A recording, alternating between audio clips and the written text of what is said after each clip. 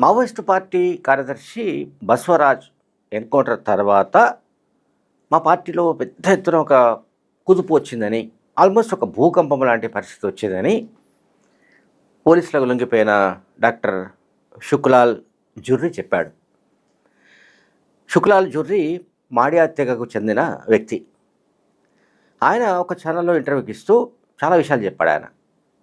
ఆయన డాక్టర్ అంటే ఎంబీబీఎస్ లేదా ఎంఎస్ ఎండి చదివిన వ్యక్తి కాదు. కానీ ఆ పార్టీలో, మావోయిస్టు పార్టీలో అబూజ్మడ్ ప్రాంతంలో, దక్షిణ మస్తర్లో అనేక గ్రామాల్లో ఆయన వైద్య చికిత్సలు చేశాడు.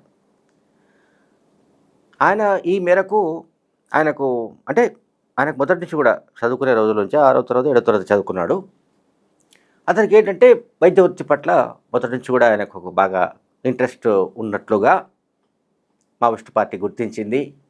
2006లో ఆయన మావోయిస్టు పార్టీలో చేరాడు. ఆ సమయంలో సల్వాజోడం ఆకృత్యాలు అండ్ ఇళ్లను తగలబెట్టడం, గూడాలు తగలబెట్టడం అండ్ మావోయిస్టు పార్టీ సానుభూతి పరులుగా భావించే వాళ్లను కాల్చి చంపడం, ఇటువంటి దురాఘాతాల నేపథ్యంలో తాను 15-16 ఏళ్ల వయసులో మావోయిస్టు పార్టీకి అట్రాక్ట్ అయి అందులోకి వెళ్ళారని చెప్పాడు. సరే, తనకు వైద్య వృత్తి పట్ల ఉన్న ఆసక్తి కారణంగా తనకు పార్టీలో వైద్య వృత్తికి సంబంధించిన శిక్షణ ఇచ్చినట్లు చెప్పాడు.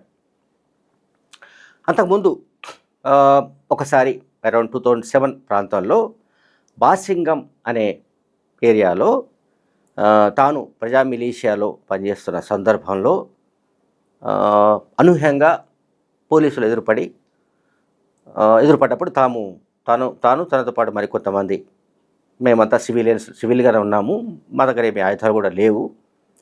ఆ సమయంలో వాళ్ళు మేము పరిగెత్తుతున్నట్టు చూసి వెంటనే తమపై కాల్పులు జరిపారని, ఆ సందర్భంగా తన కాలికి ఒక తూటా తగిలిందని చెప్పాడు.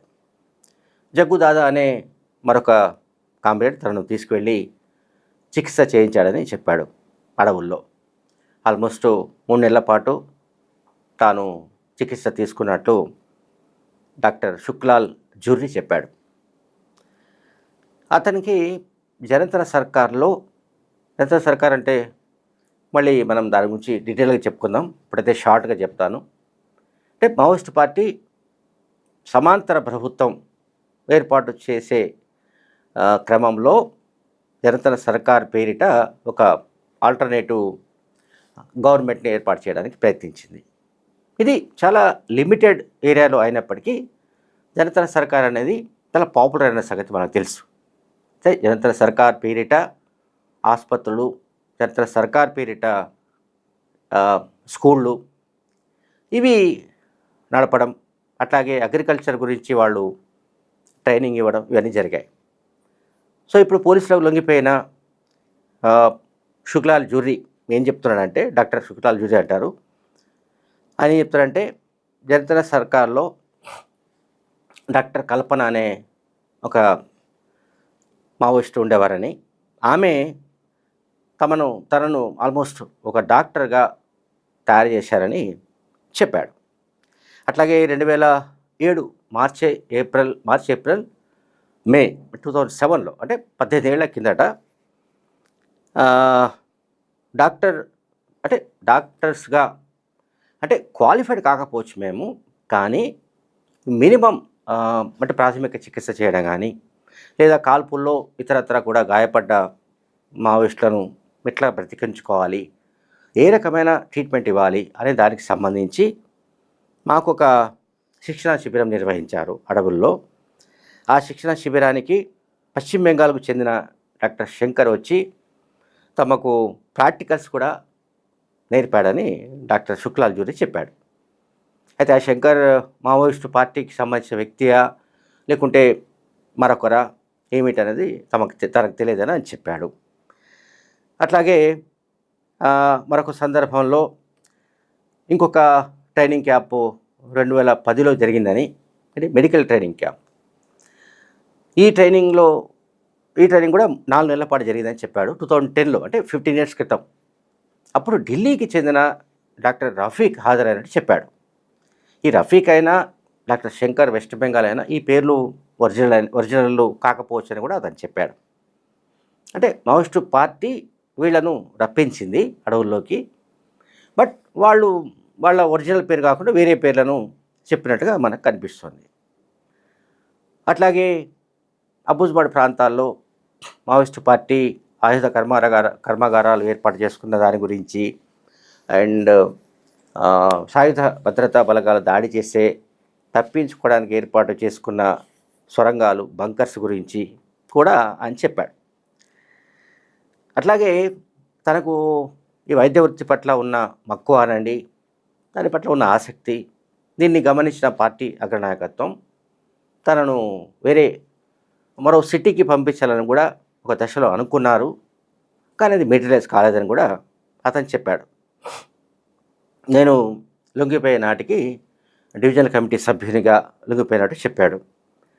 ఇంద్రావతి ఏరియాలోనే ఎక్కువ కాలం పనిచేసినట్టు చెప్పాడు. అట్లాగే మాడ్ డివిజన్ అంటూ ఒకటి ఉండేది.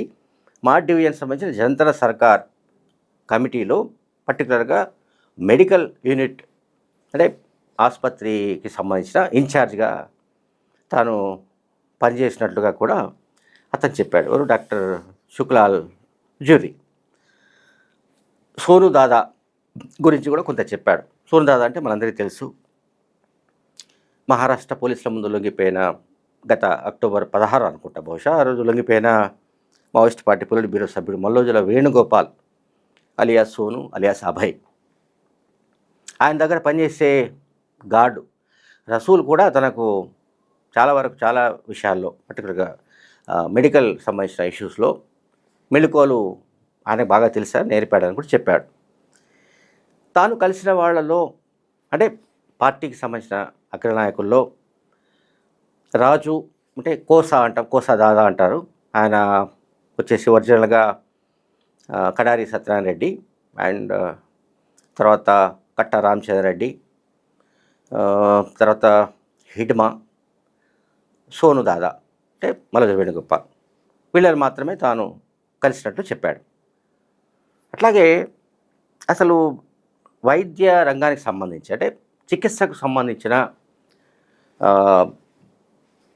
మెటీరియల్ కానీ, పరికరాలు కానీ, లేకపోతే ఇతరత్ర ఔషధాలు ఇవన్నీ కూడా ఎక్కడి నుంచి వస్తాయని ఆ ఛానల్ విలేకరి అడిగినప్పుడు స్వప్న అనే మావోయిస్ట్ నాయకురాలు తమకు వాటిని చేరవేసేవారు తప్ప తనకు అవి ఎక్కడి నుంచి వస్తాయి, ఎట్లా తీసుకొస్తారు, మాకున్న అంటే అర్బన్ ప్రాంతానికి అడవులకు ఉన్న నెట్వర్క్ ఏంటో తనకు పూర్తిగా తెలియదని చెప్పాడు. ఫైనల్గా అతను చెప్పిన మాట ఏంటంటే, గతంలో లాగా ప్రజల సపోర్టు ఇప్పుడు లేకుండా పోయిందని, అట్లాగే మావోయిస్టుల ఉద్యమం గతంలో లాగా లేదు, బాగా బలహీన పడిపోయిందని, ఇక ఎంతో కాలం అబూజ్మడ్లో మావోయిస్టుల కార్యకలాపాలు నిలబడకపోవచ్చు అని కూడా ఆయన కామెంట్ చేశాడు. అయితే నేను ఇదంతా ఎందుకు చెప్తున్నానంటే, అంటే డాక్టర్ కాకపోయినా డాక్టర్ లాగా దాదాపు 19 ఏళ్ళు ఆ పార్టీలో పనిచేసి చివరకు లొంగిపోయిన వ్యక్తి ఆయన మాడియా తెగకు చెందిన యువకుడు. మాడియా అంటే అదే మాడ్ ప్రాంతానికి సంబంధించిన వాళ్ళు మాడియా భాషలో మాట్లాడతారు. సో ఆయన చెప్పేది అంటే ఫైనల్గా అబూజ్మడ్ అటువంటి ప్రాంతాల్లో అంటే ఎక్కడైతే బాగా పట్టు ఉన్న ప్రాంతాలు, ఈవెన్ మావోయిస్టు పార్టీయే స్వయంగా ప్రభుత్వాన్ని నడిపిన ప్రాంతాలు, అక్కడ కూడా చాలా బలహీనపడిపోయిందని ఆయన చెప్పుకొచ్చాడు. Thank you very much.